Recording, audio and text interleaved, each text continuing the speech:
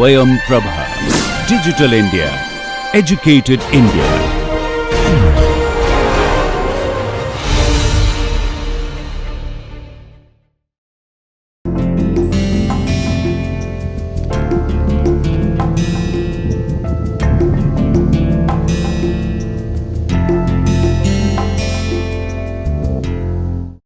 In previous lectures on rigid body, what we have seen is that if you have a rigid body rotating about an axis, let us take our origin here, then the angular velocity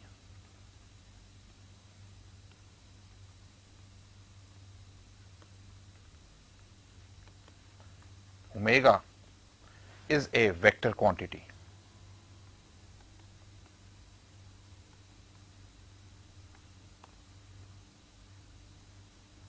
And any vector which is attached with the body or rotates about the axis.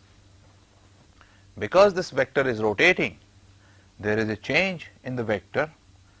Here I have taken vector r, so dr over dt because of this rotation is omega cross r.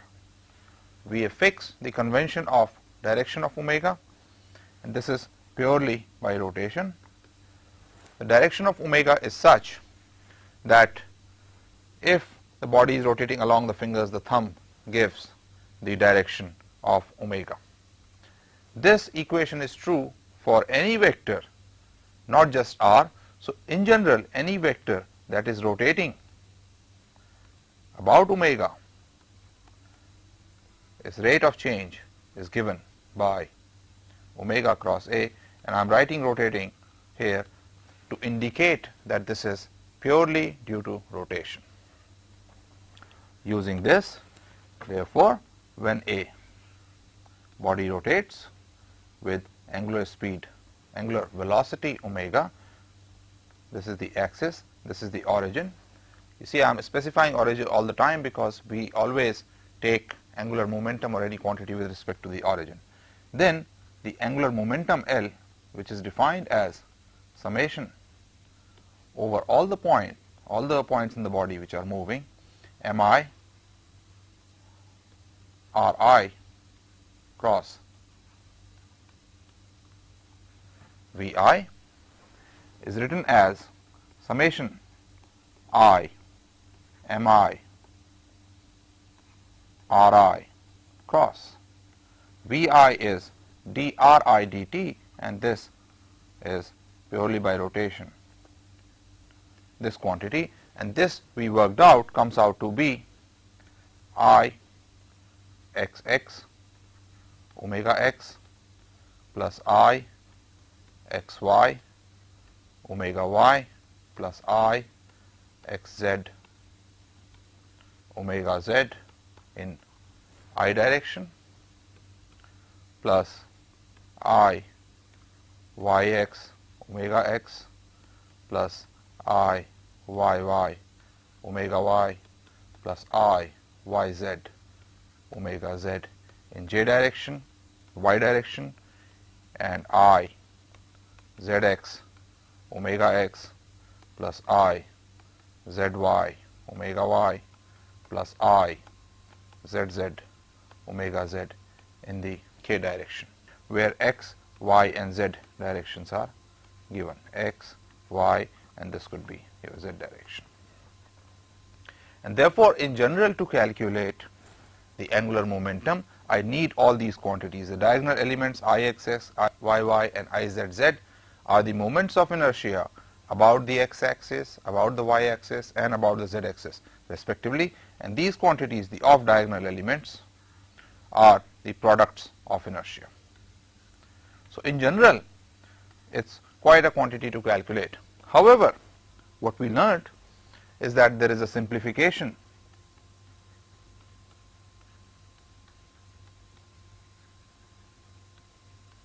and that is about any point in a rigid body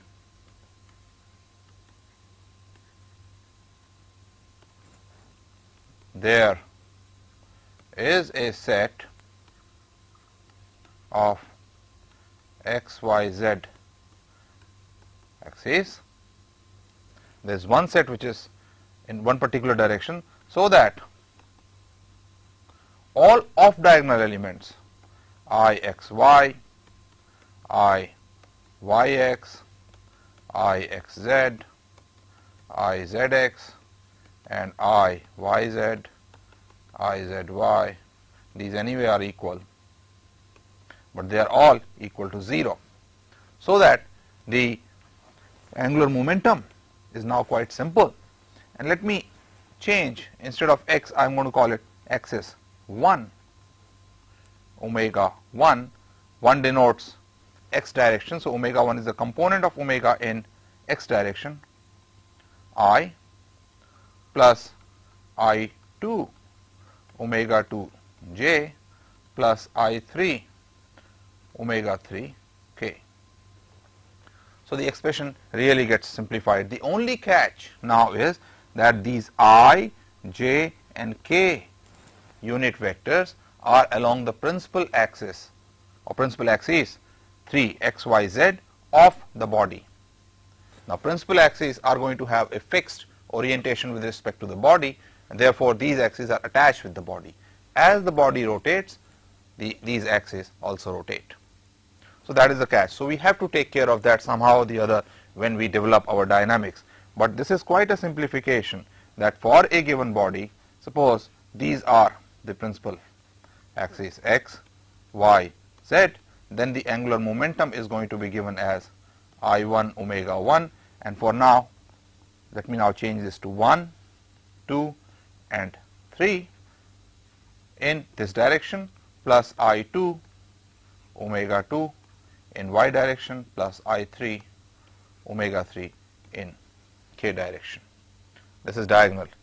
Notice, however, if I1, I2 and I3, the three moments of inertia are not equal, then L is not parallel to omega.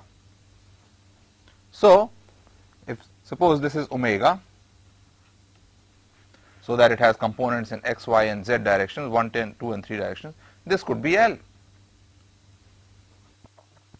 Even if we take omega to be a constant,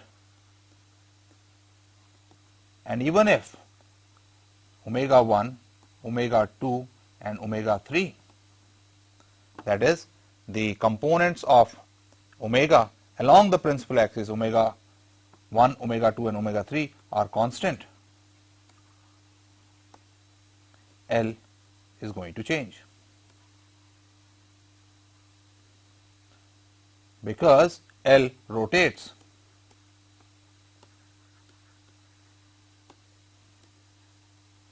About omega. Why does it do so? Because L1 equals I1 omega 1, L2 equals I2 omega 2 and L3 equals I3 omega 3. All three are constant because of omega 1, omega 2 and omega 3 remaining constant, but the principal axes are themselves rotating. So these components, although they are fixed, they are rotating, and therefore L itself rotates about omega. So what we see is, in the case of x, y, z,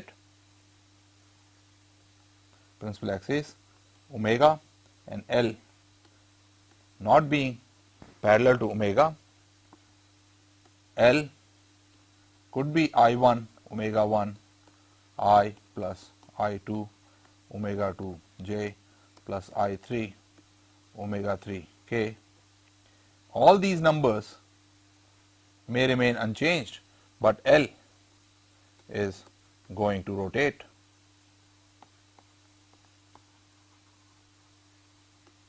about omega, because the principal set of axes being attached to the body are rotating about omega. And the rate of change because of this rotation is going to be omega cross L. We will see a few examples of this kind later in the lecture. But before that, let me also for completeness show you what the kinetic energy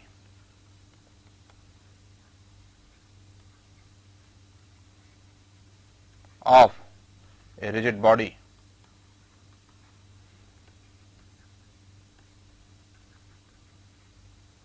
is when it is rotating.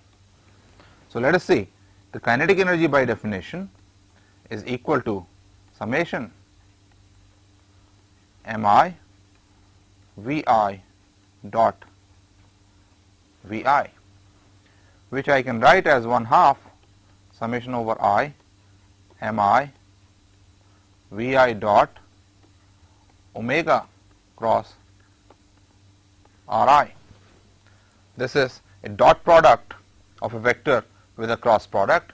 So I can use the permutation formula and write this as 1/2 summation I omega cross Ri cross Vi, and Mi is always there. Since this omega is constant, summation Mi Ri cross Vi is L. This comes out to be 1/2 omega dot L. So the kinetic energy of a rotating body is equal to 1/2 summation omega dot Ri cross Vi. I am deliberately writing Mi on this side, and this summed over is L, which is 1/2 omega dot L, and using L equal to, in the principal axis notation, omega 1 I1 omega 1 I plus I2 omega 2 j plus I3 omega 3 j k. This comes out to be 1/2 I1 omega 1 square plus 1/2 I2 omega 2 square plus 1/2 I3 omega 3 square. So you see, if I work with the principal axis of the rotating body, my expressions, it becomes simple. Added complication is that now the principal axis itself is rotating with the body. So we have to now look at how to handle this.